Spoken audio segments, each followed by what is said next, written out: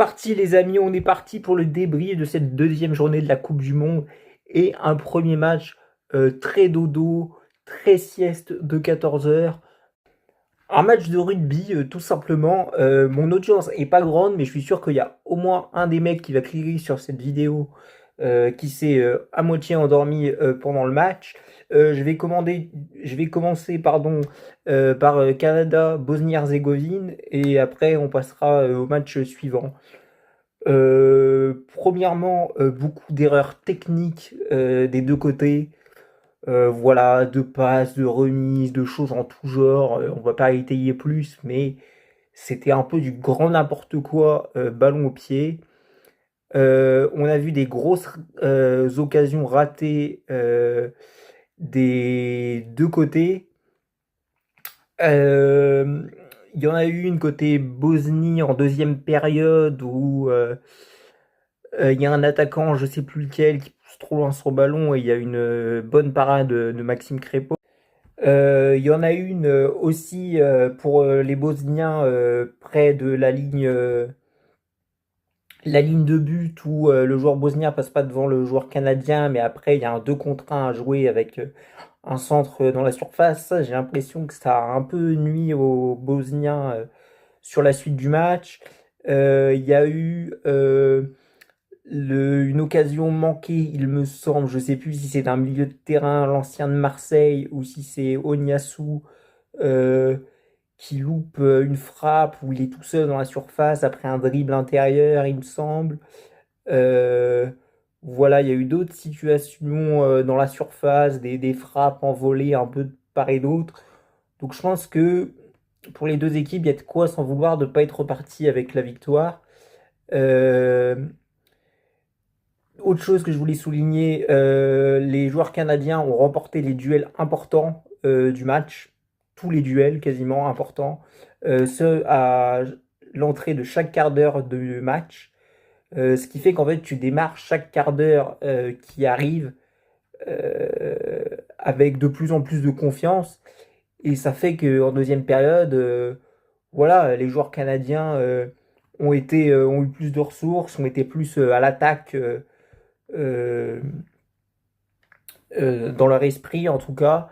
Et donc voilà. Et l'autre truc hyper intéressant à souligner côté canadien, c'est que c'est quand même bon assez limité techniquement au milieu de terrain.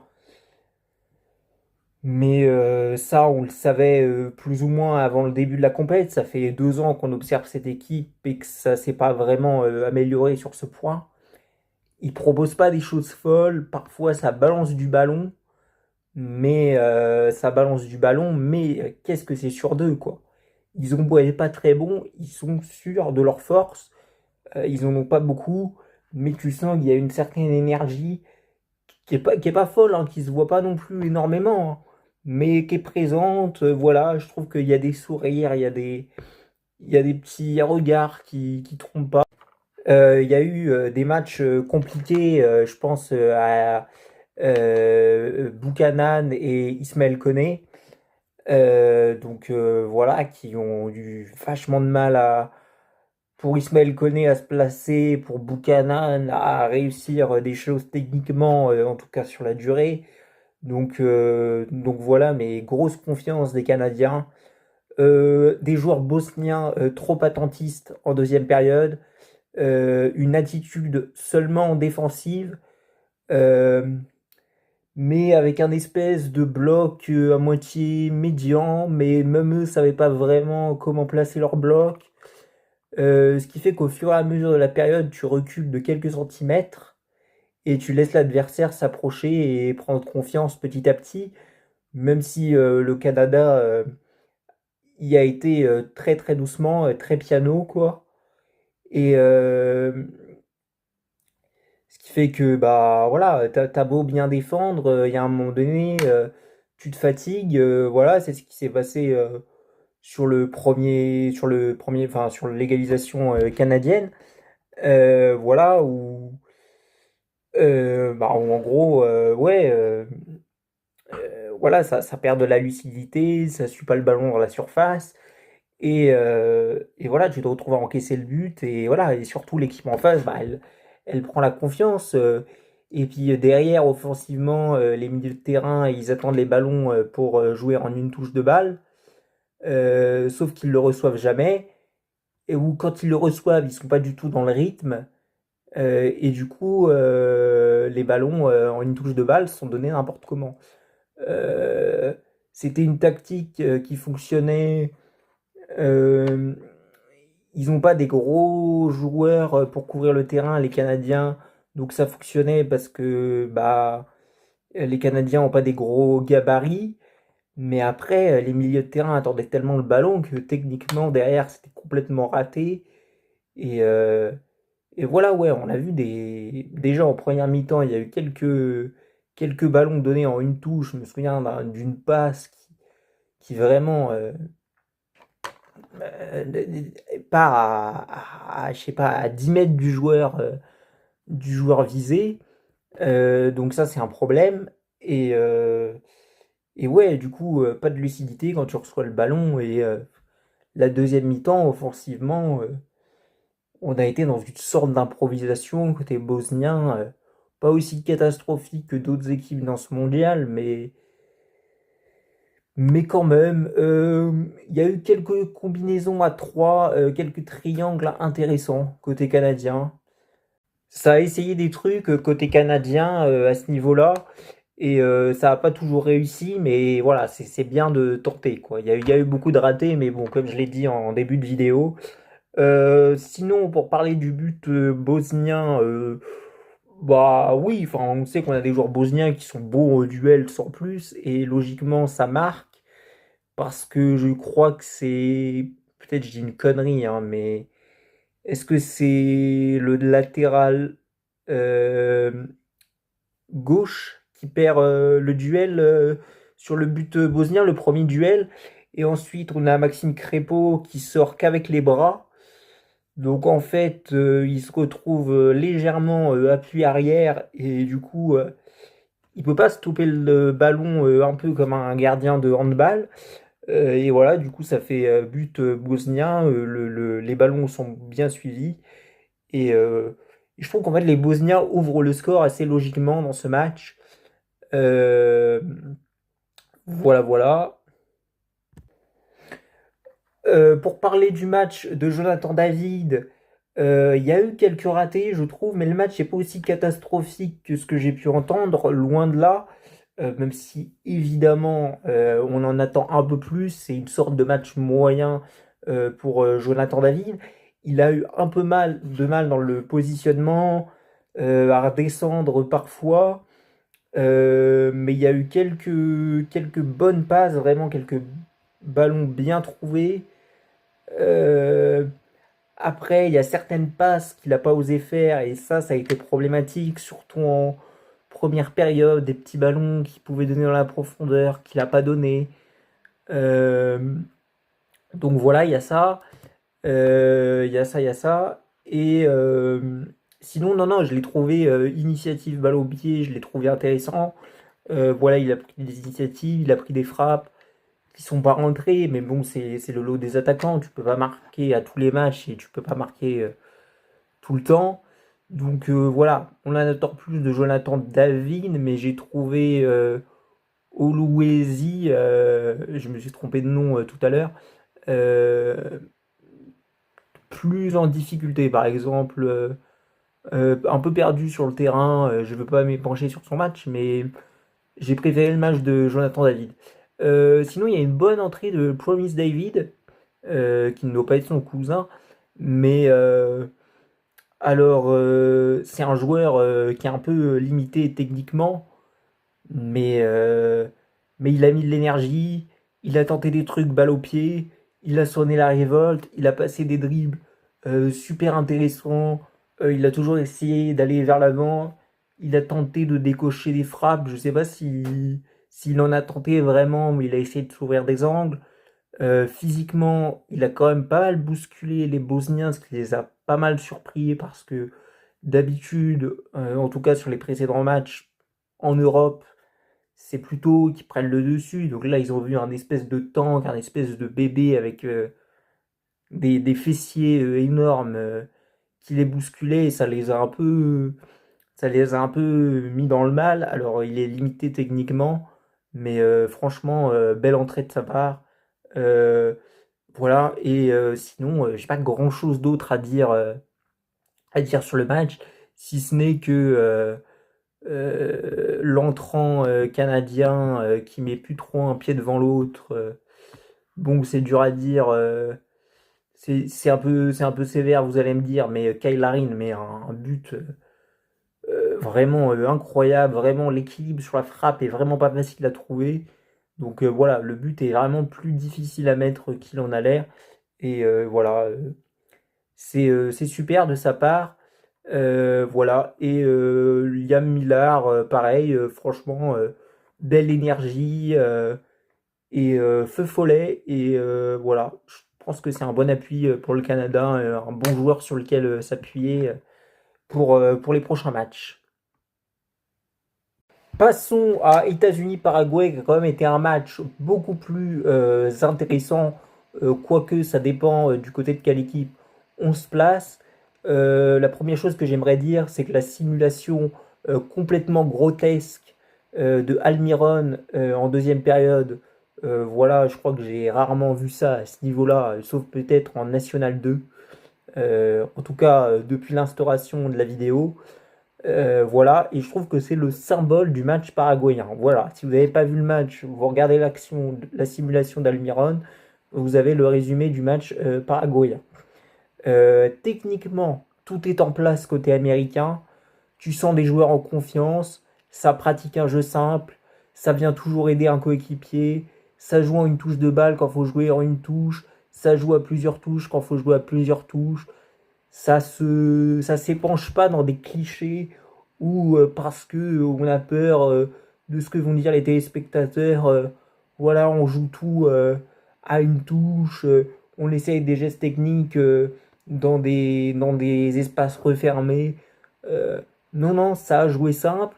Et en fait, jouer simple, c'est aussi bah, quand tu es devant le but, oui, tenter des dribbles impossibles. Ça, quand tu es devant le but, enfin, quand tu es face au but, ça, c'est des trucs que tu peux tenter et c'est un truc qu'ont parfaitement compris les Américains et qu'ils ont fait pendant tout le match. Et ça a été une balade incroyable. Il y a eu des déplacements entre les lignes à montrer dans toutes les écoles de foot euh, avec des changements de rythme euh, incessants, petits pas pour venir au ballon, euh, des petits appels, contre-appels entre les lignes. Donc voilà, tout ça, ça a été super efficace côté américain et ça a été un plaisir immense à regarder, même à 3 heures du matin. Super préparation du match par Pochettino, qui, quand il veut, a prouvé là, hier soir, que c'était un grand coach. Il a fait une super analyse des mouvements défensifs côté paraguayen. Euh, Ceci dit, pour parler du Paraguay, gros match de Enciso au milieu du marasme.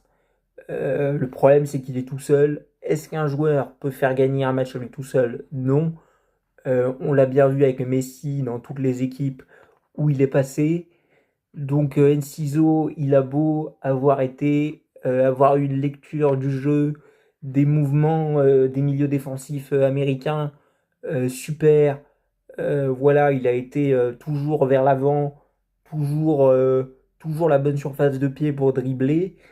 Bah, au final, il s'est retrouvé tout seul et parfois il avait fait la différence. Il cherchait un joueur dans la profondeur et il n'y en avait absolument pas. Donc le Paraguay ne pouvait pas s'en sortir. Euh, Tillman, il a couru partout l'animal. Il a été partout. Il a fait tous les efforts défensifs. Il a demandé je ne sais pas combien de ballons entre les lignes, combien de courses en profondeur, combien de perforations.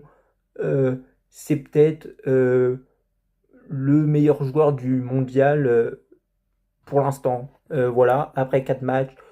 Pulisic, euh, incroyable. Techniquement, il a été d'une fluidité dans ses dribbles absolument folle. Euh, c'est aujourd'hui un des meilleurs joueurs du monde quand il s'agit de contrôler un ballon euh, et d'enclencher ensuite la course, même si il n'est pas extrêmement rapide, enfin il n'est même pas très rapide, disons-le. Euh, mais ce soir, voilà, il a bien joué avec ses hanches et je suis quand même super content de dire qu'un Américain est parmi les meilleurs du monde dans ce domaine. C'est pas une phrase que j'aurais dit il y a 15 ans et je trouve que c'est une bonne image pour, euh, pour le football, tout simplement. McKennie, incroyable, de maîtrise, le tempo, les passes extérieures du pied, les passes du pointu, les crochets courts, euh, les passes, euh, les passes pour ses latéraux, les passes dans le demi-espace, vrai numéro 10, même si honnêtement le Paraguay défendait tellement mal qu'il a presque joué 6, enfin il a joué 6 en première période, mais voilà, super match de sa part, grosse caisse physique, c'est un joueur qui a l'air de pouvoir tenir 120 minutes, ça va pas être donné à toutes les équipes, et du coup c'est une bénédiction de l'avoir, puisque je pense que c'est une Coupe du Monde dans laquelle on pourrait avoir des prolongations, donc pour les phases finales ça peut être très intéressant. Et tu as enfin trouvé ton gardien côté américain, et ça, c'est une super nouvelle. Après un an passé à le chercher, tu l'as enfin trouvé. Pour regarder la MLS de temps en temps, c'est un super gardien, même sur sa ligne. Voilà, je pense qu'il a rien à envier à pas mal de bons gardiens européens. Et donc, c'était un peu ma crainte. Avec notamment la défense centrale s'il y avait des blessés côté américain. Le gardien, c'était un peu ma crainte. Je suis content qu'ils aient misé sur lui. Et hier, bon, les Paraguayens ont été tellement peu offensifs qu'on ne l'a pas vu sur sa ligne. Mais par contre, je l'ai trouvé bon à la relance. Et je trouve que voilà, il a participé à ce jeu très fluide des Américains. Il a mis en confiance ses défenseurs. Et ça, c'est très très cool sur le plan technique. Euh, Rim, j'ai plus son prénom, le monsieur de 38 ans, match de patron, euh, super à l'aise techniquement pour son âge. Alors pour regarder la MLS et pour avoir regardé des matchs de Team USA depuis 4 5 ans, on sait que c'est un joueur qui est à l'aise techniquement, mais à son âge, ça demande quand même une vitesse d'esprit qui n'est pas toujours facile à avoir, surtout dans ce genre de stade qui sont très grands, où il y a beaucoup de pression. Voilà, couverture de terrain incroyable. C'est lui qui a donné toutes les consignes, même au milieu de terrain, même aux attaquants parfois. Incroyable. Côté paraguayen, qu'est-ce que c'est que ce merdier? Tu annonces dès la 2e minute de ton jeu à ton adversaire que tu vas proposer un jeu minimaliste. Alors là, mais t'es américain, mais tu te dis que tu vas contrôler le match. Et s'il faut attendre les Paraguayens avec le ballon dans les pieds au milieu de terrain à attendre que les espaces s'ouvrent, mais tu te dis, côté américain, tu te dis allons-y, here we go, on y va. Et purée, pour un jeu minimaliste, quel jeu minimaliste, quoi. Ça envoyait des grandes sacoches devant comme si on avait un joueur qui faisait 1,98 m. Bon, déjà, les sacoches, tu peux envoyer des sacoches devant. Mais là, ça envoyait des trucs à 10 mètres de l'attaquant, comme le match Bosnie-Canada. Et en plus, tu as des petits joueurs. Donc, pourquoi tu fais ça? Pourquoi tu te lances dans cet état d'esprit-là? Est-ce que c'est un auto-sabordage? Je me pose réellement la question. C'est pas ce que je me suis posé comme question avec les équipes nulles qu'on a vues avant-hier. Mais là, je suis obligé de me demander si c'est pas de l'auto-sabotage. Et je suis pas dans les théories du complot, pourtant. Côté paraguayen, pas de communication, aucune tactique mise en place sur les touches sur les 20 premières minutes du match. Donc, résultat, on a une équipe complètement perdue qui se positionne dans le vide, clairement. Voilà, j'ai peut-être postillonné, désolé. Euh, des erreurs de passe et de relance complètement catastrophiques. Euh, le gardien dès les premières minutes de match, alors qu'on est sur des ballons faciles, alors c'est peut-être un des pires gardiens de la compétition, honnêtement. Mais comment c'est possible d'être aussi hésitant dès ton début de match sur des ballons aussi faciles, quoi? Euh, Après, je suis pas complètement étonné du match des Paraguayens. Sur le papier, on sait que collectivement, c'est dans le top 3 des équipes les plus faibles de cette Coupe du Monde. Euh, donc voilà, on n'est pas totalement surpris, mais euh, autant de déchets, autant d'incompréhension entre les joueurs, c'est quand même assez étonnant à regarder.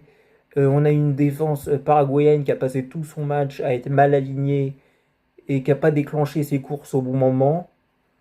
Résultat, on a des Américains qui ont eu le temps de s'amener le ballon, voilà, avec leurs pieds. Euh, voilà, et de trouver les décalages qu'il fallait. On a eu un match catastrophique de Gustavo Gomez, qui a passé son temps en plus à parler avec l'arbitre, qui en plus était un bon arbitre, même s'il y a eu une espèce de latence avec la mise en place, la mise en vigueur des, de la nouvelle utilisation du VAR. Euh, mais, euh, mais sinon, non, l'arbitre a été bon. Il aurait pu même mettre un carton rouge sur une faute, sur un découpage à moitié par l'arrière, à moitié sur le côté, les deux jambes décollées, pas loin de la surface américaine vers la 56e minute. Voilà, je trouve qu'il a été plutôt clément et il aurait pu même en mettre un, mais je trouve que ça ne le valait pas sur un tacle entre la plante de pied et le tibia, enfin dans l'intersection, vous voyez, je ne sais pas comment ça s'appelle exactement. Euh, mais voilà, des fautes complètement stupides à ce niveau-là, parfois de frustration, qui pouvaient même blesser des joueurs américains. Donc limite, j'aimerais limite que les joueurs paraguayens arrivent en conférence de presse et remercient l'arbitre de ne pas leur avoir mis plus de cartons. Ils en ont déjà reçu 4 pour un premier match, 4 cartons jaunes. Ils peuvent remercier l'arbitre de ne pas avoir sorti des rouges et pas plus de cartons jaunes. Donc, faute stupide, résultat, tu fais reculer ton bloc à chaque fois, parce que tu fais des fautes à chaque fois dans des zones dangereuses en plus, à chaque fois dans des angles qui permettent, sur coup franc, quand tu les tires ensuite, de gagner tes duels aériens. Donc, tu t'es retrouvé à devoir dégager des ballons n'importe comment, qui sont à chaque fois du coup revenus dans les pieds américains. Et, euh, et voilà, tu fais reculer un bloc qui est déjà pas en confiance.